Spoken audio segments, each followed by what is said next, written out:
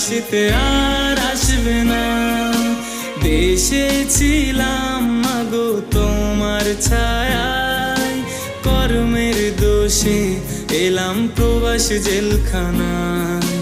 দেশে ছিলাম মাগো তোমার ছায়ায়, কর্মের দোষে এলাম প্রবাস জেলখানায়। আর সহে না মাগো জামিন করো না, তোমার ছেলে প্রবাসীতে আর আসবে না। আর সহে না মাগো জামিন করো না, তোমার ছেলে প্রবাসীতে আর আসবে না।